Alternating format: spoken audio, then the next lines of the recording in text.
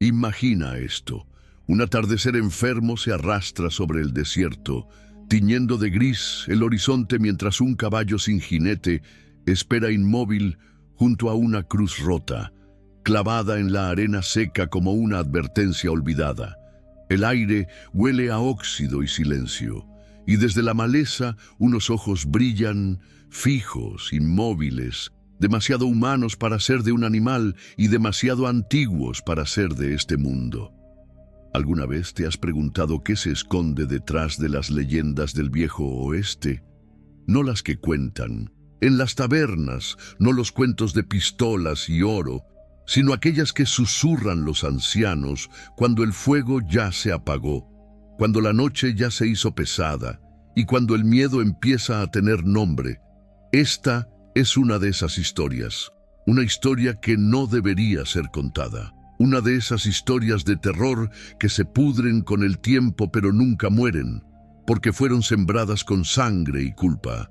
Transcurre en los bordes olvidados del mapa, donde el polvo cubre los huesos y las promesas rotas se entierran junto a los secretos malditos. Allí cabalgaba Joaquín Murrieta, solo, con los ojos hundidos por el peso de algo que no dijo y el alma marcada por lo que no pudo salvar. Dicen que no duerme desde hace años, que cada historia que comparte es un intento de redención o un castigo. Esta vez nos lleva a Santa Mónica del Bravo, un pueblo deshecho entre los cerros del desierto, un lugar donde los perros dejaron de ladrar y donde el eco de algo que no debía despertar comenzó a rugir cuando cayó la noche, porque lo que enfermaba la tierra no era peste ni castigo divino, era una criatura, una presencia, una maldición que camina con hambre y que deja marcas como garras en las puertas. Bienvenido al canal Los Pesadillos de Murrieta, donde las leyendas malditas del desierto y las sombras que nadie se atrevió a nombrar vuelven a respirar. Si estas historias de terror te estremecen, suscríbete y únete a nuestra cuadrilla maldita. Sin más demora, vamos directo al punto. El doctor Salvatierra no hablaba con voz de médico, sino con la garganta de alguien que había visto demasiado y dormido muy poco. Era un hombre enjuto, de rostro pálido y mirada fragmentada. Sus palabras no eran advertencias, eran confesiones. Joaquín Murrieta lo escuchó en silencio, sentado frente al fuego moribundo del comedor del rancho Los Álamos, mientras la noche caía sin promesas sobre la tierra cuarteada. 4 personas habían desaparecido en apenas un mes.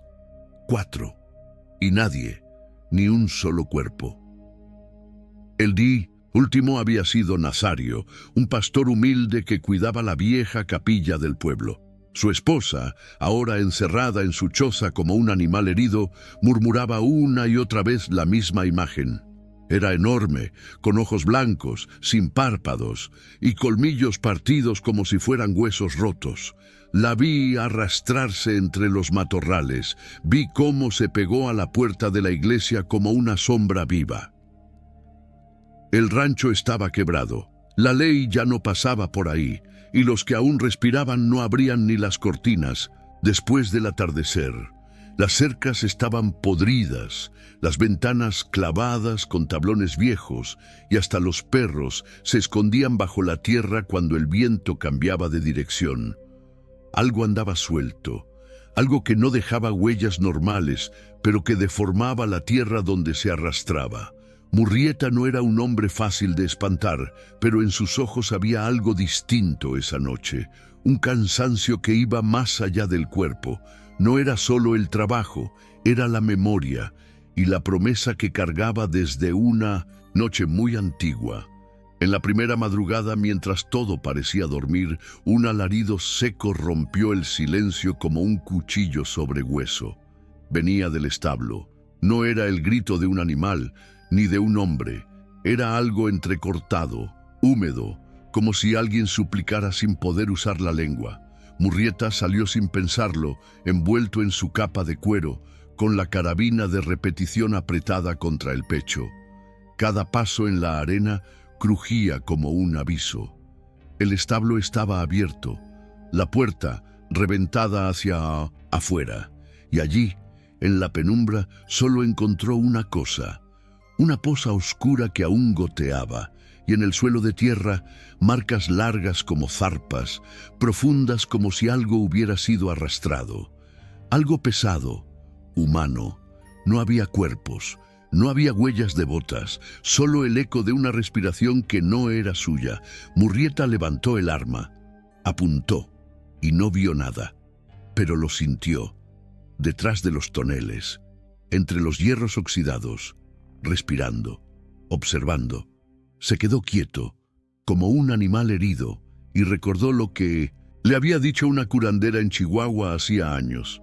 Hay cosas que no caminan, se deslizan, no buscan comida, buscan recuerdos, buscan culpas. Desde esa noche, Joaquín supo que no era una bestia lo que los devoraba, era una sombra viva. Una criatura con memoria, algo que se arrastraba no solo por el suelo, sino por dentro de uno. Algo que reconocía el miedo antes de que se sintiera. Los días siguientes fueron peores. Una niña desapareció sin un solo ruido, dejando su manta doblada y su muñeca de trapo con los ojos arrancados. Una vaca fue encontrada con las patas dislocadas, pero sin un rasguño visible. En la pared de la capilla aparecieron símbolos grabados con algo que parecía garras, en un idioma que el propio padre se negó a reconocer. Y en medio de todo eso, Murrieta empezó a soñar. Soñaba con cuevas sin fondo, con cruces dobladas por el peso de algo invisible, con manos que salían del barro para sujetarlo por los tobillos.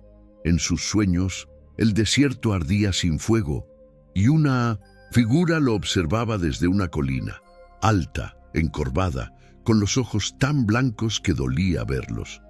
La criatura aún no tenía nombre, pero ya tenía historia, y Murrieta ya tenía su marca. Al amanecer, cuando el sol apenas se atrevía a atravesar la neblina espesa del valle, Joaquín Murrieta cabalgó en silencio hasta el extremo más olvidado del terreno. Allí, donde la maleza se trenzaba como víboras muertas y los árboles parecían inclinarse por miedo, encontró la cabaña. Era poco más que un esqueleto de madera podrida, sostenido por clavos oxidados y voluntad de piedra. Colgando de las estacas que rodeaban la choza, danzaban cráneos resecos, algunos humanos, otros de animales imposibles de reconocer. El viento soplaba a través de ellos y generaba un canto hueco, como un rezo sin fe. En las piedras cercanas, símbolos antiguos habían sido tallados con manos temblorosas pero firmes. Círculos partidos, cruces invertidas, formas que parecían moverse si uno las miraba demasiado tiempo. Allí vivía don Melquíades, el último de los que se acordaban de todo, el único que ya no dormía. Tenía la piel ajada como cuero de tambor y los ojos enterrados bajo cejas como ramas secas. Hablaba despacio, como si cada palabra le costara sangre, pero su mirada era un pozo abierto, y lo que había dentro era algo que Murrieta reconoció de inmediato, el horror que ya no necesita disfraz. No es un animal, no es un demonio, es un hombre lobo, murmuró sin rodeos, y es hijo de esta tierra. Murrieta no dijo nada, no se burló, no dudó, porque en su interior algo ya lo sabía. Aquello que respiró en el establo no era bestia sin razón. Había una voluntad detrás, un hambre dirigida. Don Melquíades relató lo que nadie más se atrevía a recordar. La maldición, dijo, nació con el primer propietario del rancho Los Álamos. Un forastero arrogante que, cegado por la codicia, intentó abrir tumbas sagradas en los montes cercanos. Eran entierros antiguos, previos a la conquista, protegidos por silencio, no por barrotes. En la tercera noche de su profanación, un alarido surgió del cerro y el hombre desapareció. Nadie lo buscó, nadie lloró. Pero algo bajó de la montaña esa misma semana. algo que caminaba erguido, con garras negras y una lengua seca como espina de cactus. Y desde entonces, en cada luna creciente, los gritos regresaban al valle. «No caza por hambre, Joaquín», dijo Melquíades con los ojos fijos en el vacío. «Caza por rabia, por la memoria rota. Tiene rostro humano, pero alma podrida por la luna, y recuerda cada sangre que se ha derramado sobre esta tierra». Murrieta sintió un peso antiguo clavarse en sus entrañas. No era solo una criatura lo que lo perseguía, era un eco vivo de todos los pecados enterrados bajo esas tierras, alimentado por generaciones de silencio, negación y cobardía. El anciano lo miró por última vez, como si supiera que sus palabras serían las últimas que diría a alguien vivo. «Usted puede dispararle, caballero, pero no se mata lo que fue, parido por el odio». Y al alejarse de la cabaña, Murrieta juraría que una de las calaveras volteó lentamente hacia él. La tercera noche cayó como un castigo. El cielo, cubierto de nubes pesadas, se abrió apenas lo suficiente para dejar pasar una luna llena y alaranjada, enorme, como un ojo inflamado vigilando desde las alturas. No era una luna normal. Tenía una grieta cruzándola, una sombra oblicua que la hacía parecer herida, rota, como si algo la hubiera arañado desde dentro. Joaquín Murrieta, pese a la lógica que aún se aferraba a su mente, aceptó que las reglas en los álamos ya no eran las del mundo que conocía. Clavó estacas alrededor de la casa principal, afiladas y untadas con aceite quemado, como le había dicho Melquíades. A cada paso, el suelo parecía estremecerse con un temblor apenas perceptible, como si la tierra se preparara para no contener lo que vendría. Los perros comenzaron a aullar antes de la medianoche, un lamento largo, desesperado, que se multiplicó en la oscuridad como un coro de advertencias. Luego, de pronto, silencio. Un silencio tan profundo que ni los grillos se atrevieron a llenar el vacío. Hasta el viento, siempre presente en el desierto, desapareció. Murrieta estaba en la ventana con la carabina en mano. Su respiración era controlada, pero su corazón golpeaba como un tambor de guerra. Y entonces lo vio. Emergió entre los restos de un campo de maíz muerto. No caminaba. Se deslizaba, agachado, con un movimiento antinatural, como si sus huesos no siguieran ninguna ley conocida. El pelaje oscuro, enmarañado y manchado de algo espeso, cubría su cuerpo hasta los codos, pero los brazos eran largos, demasiado largos. Las manos arrastraban las uñas contra la tierra, y de los dedos goteaba algo que no era agua. Sus ojos eran lo peor. Blancos, completamente blancos, sin pupilas, sin vida, pero vivos. Miraban directo al alma, como si pudiera ver no solo el presente, sino cada recuerdo que Murrieta había intentado enterrar. La criatura no rugió, no gruñó, sonrió. Una sonrisa torcida, amplia, de mandíbula desencajada y dientes torcidos como cuchillas oxidadas. Era una mueca de reconocimiento. No era un encuentro, era un reencuentro. Murrieta apuntó. El metal de la carabina tembló apenas en sus manos curtidas, y antes de que pudiera disparar, la criatura dio un paso al frente, aplastando una de las estacas sin inmutarse. La luna, allá arriba, pareció palpitar, y en ese instante Joaquín supo que nada de lo que había preparado lo salvaría. Porque aquello no venía por azar, venía por él, por algo que él mismo había desatado muchos años atrás, en un lugar del que nunca hablaba. Y cuando volvió a mirar entre los maizales, ya no estaba. Solo quedó el eco de la sonrisa, y un símbolo nuevo, tallado en la puerta con una garra que no pertenecía a ningún animal conocido. El grito no vino de la criatura, vino del hombre. El doctor Salvatierra, al oír el estruendo de las estacas quebradas y el crujir del maizal, salió de la casa con un farol tembloroso en la mano, aún con la bata puesta y los ojos rojos por las noches sin dormir. Su voz llamó a Joaquín con un hilo de desesperación, pero lo único que encontró fue oscuridad y algo que se movía más allá del campo, algo que ya no esperaba el resguardo de la noche para actuar. Murrieta gritó su nombre, corrió tras él, carabina en mano, disparando hacia la sombra que se deslizaba entre las hileras. Pero fue inútil. La criatura era veloz como una maldición desatada. Todo lo que Joaquín alcanzó a ver fue la figura del médico siendo arrastrada por el suelo, los pies golpeando la tierra, el farol cayendo y apagándose en un chispazo que dejó un olor amargo en el aire. La voz de Salvatierra se apagó como una vela mordida por el viento, y el silencio regresó pesado, total. Joaquín caminó con el alma congelada, rodeado de maíz seco y ramas partidas. No encontró restos, no hubo cuerpo. Solo una brisa helada que le erizaba la nuca como si algo aún respirara cerca, demasiado cerca. Al amanecer, el rancho amaneció más callado que nunca. Ni siquiera los pájaros se atrevieron a cantar.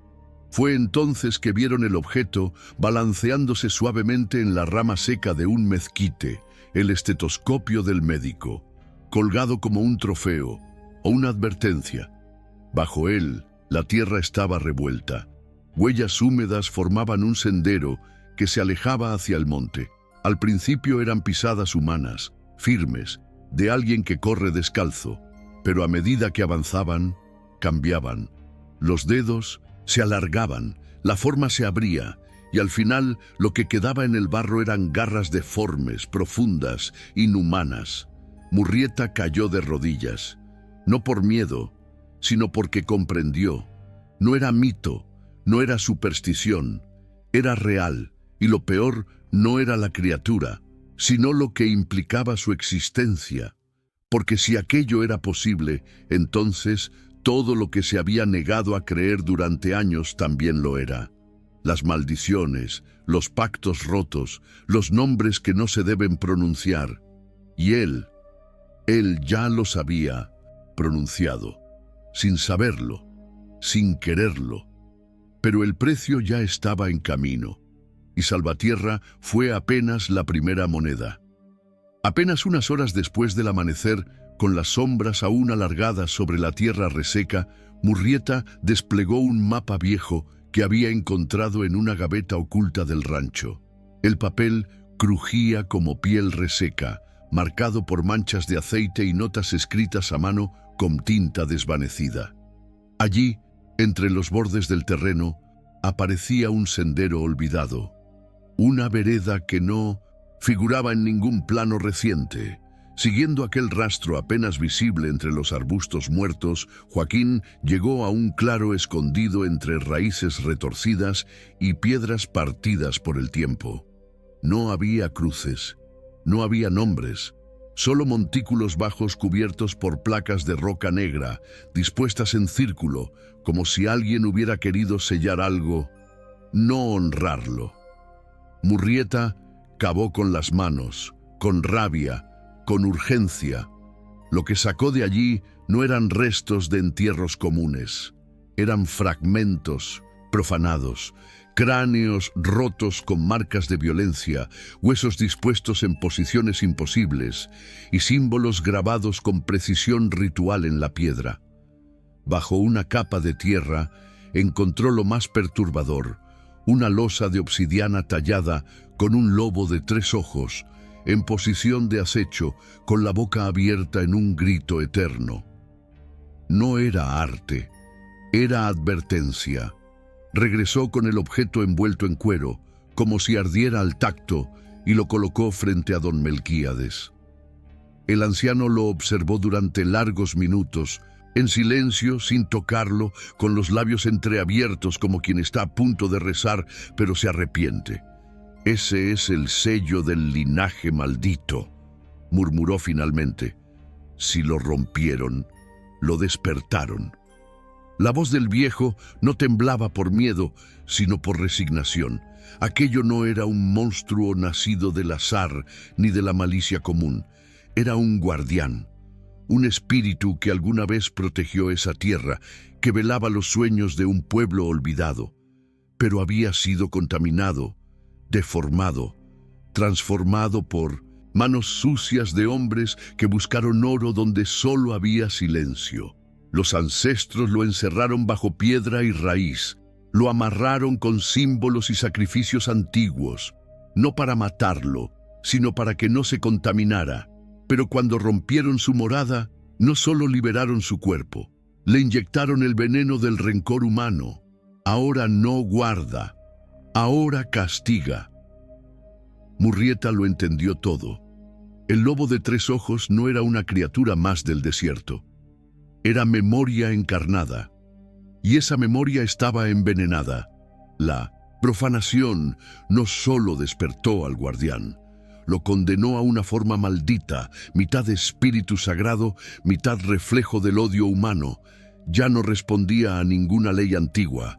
Su furia era la de todos los que fueron olvidados, enterrados sin nombre, robados sin perdón, y ahora regresaba por lo suyo, uno por uno.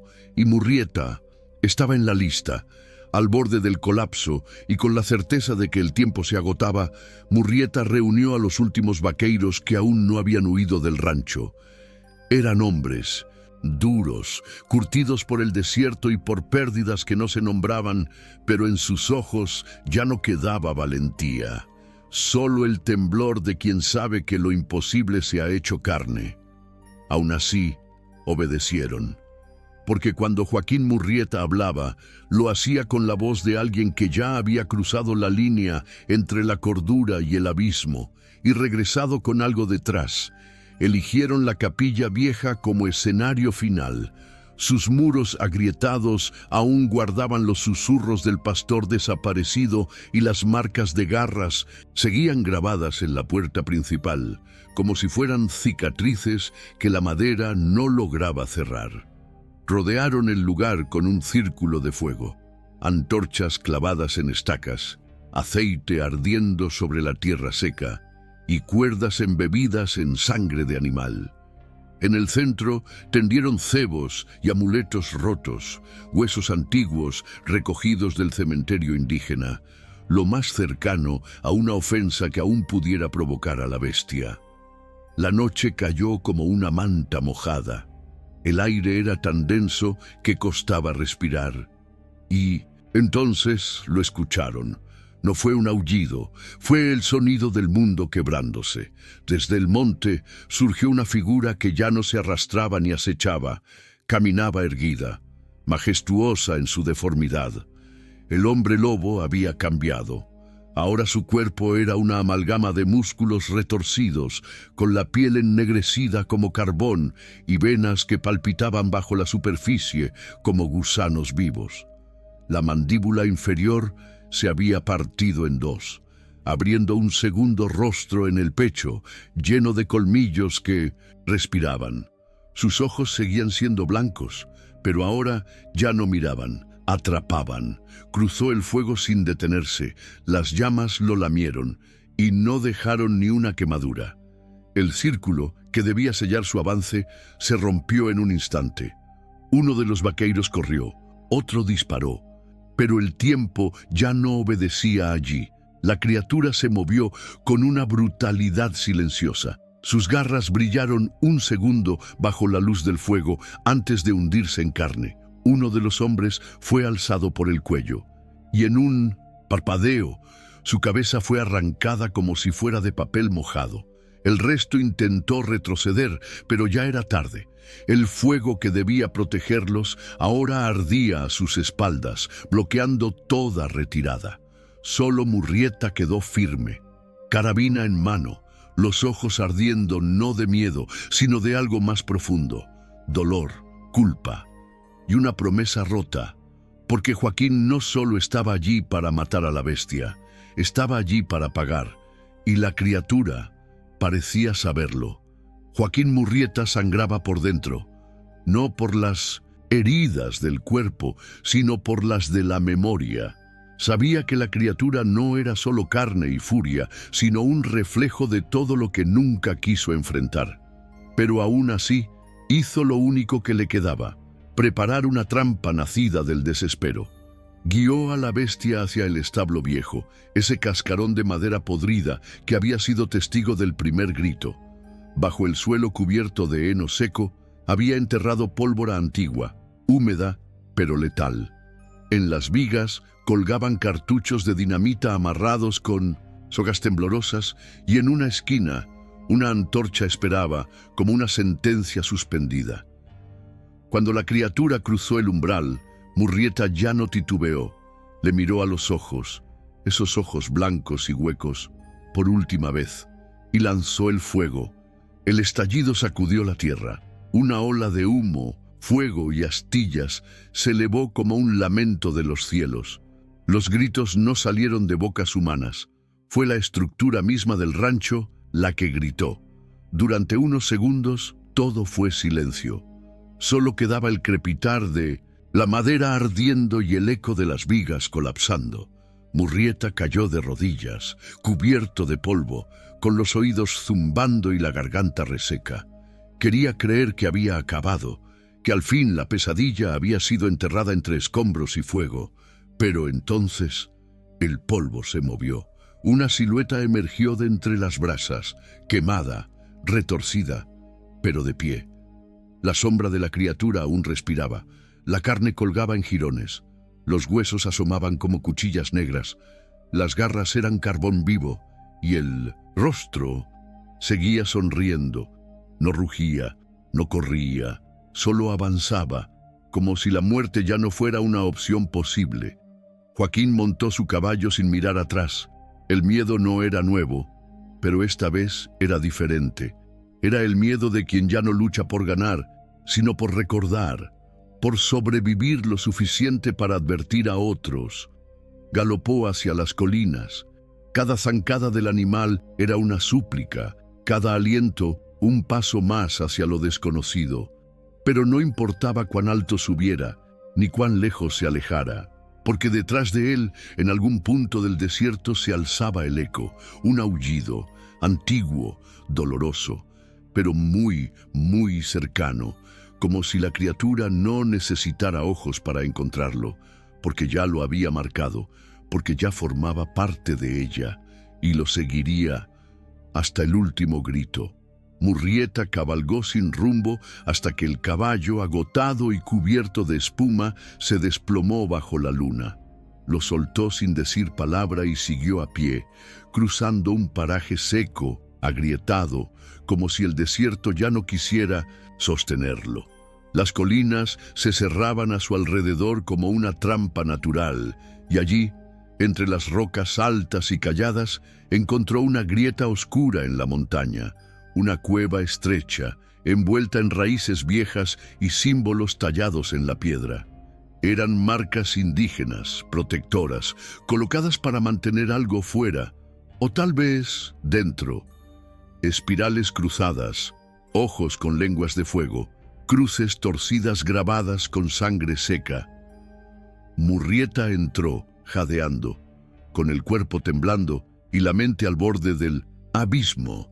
Encendió una pequeña hoguera con ramas torcidas que crujían como huesos al romperse. El humo llenó el aire con un olor amargo, espeso, que se metía en los ojos y la garganta. Pero no era solo humo, era memoria. Y entonces lo vio. La visión se alzó en la cueva como una sombra líquida, un rostro cubierto de tierra y odio, con ojos vacíos y un gesto congelado en rencor. Era el rostro del primer colono, el hombre que siglos atrás había roto las tumbas sagradas. Y ese rostro era el mismo de la criatura. No parecido, no simbólico, el mismo. El monstruo no había nacido del desierto, había sido humano, y su linaje aún vivía. Murrieta sintió que algo ardía bajo su carne. Se arrancó la camisa con manos temblorosas y miró el hombro herido. La herida no solo seguía abierta, En su centro brotaban pequeños pelos negros, duros, gruesos como espinas. La piel palpitaba. La cicatriz latía como un corazón propio. Tragó saliva, se tocó el pecho y sintió que algo dentro no era suyo. La maldición no se había roto con fuego ni con pólvora. Solo había pasado de un cuerpo a otro y ahora caminaba bajo su piel. Sus uñas se alargaban. La visión se nublaba por segundos. Los latidos en sus sienes golpeaban como tambores de guerra. Murrieta cayó de rodillas frente al fuego, sudando frío, murmurando palabras en voz baja. No para salvarse, sino para no olvidar quién era. Porque sabía que en algún momento dejaría de serlo, y cuando lo hiciera, cuando la luna volviera a partirse en el cielo, alguien oiría su grito, y no sabría si era un hombre pidiendo ayuda o una criatura buscando a su presa. Esa última mañana, cuando el sol apenas rompía el frío de las piedras y los buitres aún no descendían, Joaquín Murrieta bajó de la colina en silencio. No llevaba provisiones, no cargaba oro, solo el peso de algo que no podía soltar. Tenía el rostro vacío, como si ya no quedara alma en sus ojos. No dijo adiós, no explicó nada. Solo montó su caballo y partió hacia el norte, donde las montañas se pierden entre niebla y ecos que no devuelven la voz. Desde entonces nadie lo ha vuelto a ver con certeza. Pero los rumores no han parado. En cada pueblo abandonado, donde alguien menciona su nombre con miedo, aparecen señales, estacas partidas como si algo las hubiese masticado, huellas hondas en la tierra seca, demasiado hondas para un hombre, demasiado largas para una bestia. Y entre esas señales siempre lo mismo, un aullido, lejano, triste y cargado de una rabia que no envejece. Porque la criatura sigue viva, no fue vencida, no fue contenida, tal vez habita otro cuerpo, tal vez camina en la piel de un forastero, tal vez solo se esconde, reptando entre las grietas del desierto, esperando la próxima tormenta para volver. O quizás nunca se fue. Hay quienes dicen que Murrieta no lucha contra ella, la lleva dentro, que su silencio es una forma de protegernos, porque hay verdades que muerden, nombres que sangran al ser pronunciados, y él, más que nadie, sabe que ciertos recuerdos no se olvidan, se entierran vivos. Lo que acabas de escuchar no fue una historia, fue una confesión, una página arrancada de un diario maldito, un susurro que solo puede contarse una vez antes de que el desierto lo reclame. Y mientras el polvo vuelve a asentarse sobre la capilla rota y las sombras se arrastran nuevamente hacia el este, algo sigue respirando bajo la tierra. El viento trae consigo un eco antiguo, una promesa no cumplida, una advertencia viva. Dicen que en una mina sellada alguien ha visto ojos brillar, otros juran que hay un pozo que sangra cada luna creciente, y algunos han oído pasos detrás de ellos cuando caminan solos por el desierto, aunque no haya huellas al volver la cabeza. ¿Conocías esta historia? ¿Y tú? ¿Qué habrías hecho si hubieras estado allí? ¿Qué otros secretos malditos del desierto deberían ser contados? Si esta historia te dejó pensando, no dejes que se pierda en el silencio del polvo. Suscríbete al canal y activa las notificaciones para escuchar más pesadillas que el viento no logró enterrar. Gracias por quedarte hasta el final, pero recuerda, hay historias que nunca debieron ser contadas. Nos vemos en el próximo relato, si es que aún estás aquí.